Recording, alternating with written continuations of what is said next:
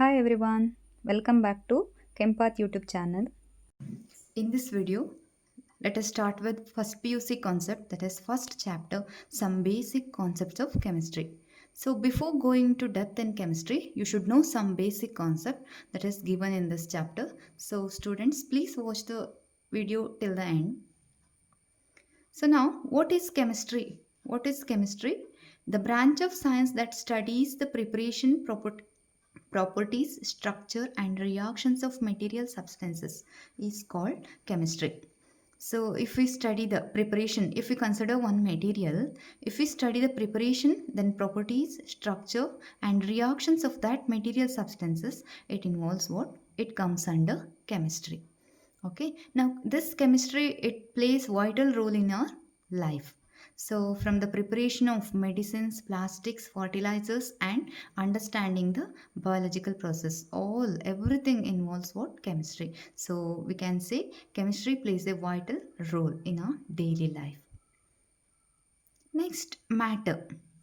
What is matter? So matter is anything that has mass and occupies space. So if this pen, this is a matter, it has some mass, and if I keep it here, it occupies some space. And everything, every objects which has mass and which occupies space is called matter. Okay, so everything around us, from the air we breathe to the material we use daily, consists of matter. So next one is states of matter. So this matter, it exists primarily in three states: solid, liquid and gas. So here we let us discuss with states of matter one by one. So they are solids, liquids and gases. First one is solids. They have a fixed shape and volume with particles closely packed in a fixed arrangement. So these solids, any solids, they have a fixed shape and volume, and particles are closely packed in this way, like this. So the particles inside the solids, they are arranged like this. They are closely packed and they have a fixed shape and volume. And next one is liquids. They have definite volume but take the shape of their container. So in which container you fill the liquid, that shape they will take. And the particles are close but they can move one another in this way. They are close but not tightly held, but they can move in this way. Okay, so next one is gases. They have neither a definite shape nor volume. The particles are far apart and move freely. So you can't fill it in a container. Okay, so the particles are very far in this way and they can move freely. So next one is classification of matter. They are classified into mainly two types: pure substances and mixtures. So here, first, let us discuss with first classification of matter, that is pure substances. They have a uniform and definite composition, and they can be further divided into two types: elements and compounds. So in that, first discuss with elements. They consist of only one type of atom. They have only one type of atom. They are the simplest substances and cannot be broken down by chemical means.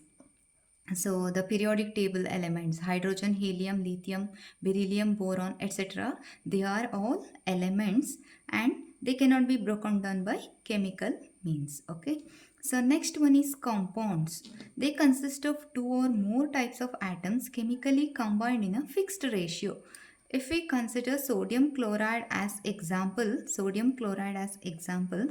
here two elements are combined together: sodium, one element, chlorine, another element. They are combined together to form a compound, sodium chloride compound. And if we add any chemicals to this, or if we consider some chemical reaction in this, so here chemical reaction takes place and this compound breaks down. Okay, so these are called compounds. So next one is mixtures. They consist of two or more substances physically mixed but not chemically combined. So here also they consist of two or more substances. They are physically combined or physically mixed, but they are not chemically combined. So again, these mixtures can be further divided into homogeneous mixtures and heterogeneous mixtures. So in that first one is homogeneous mixtures. These homogeneous mixtures are also called as solutions. They have a uniform composition throughout.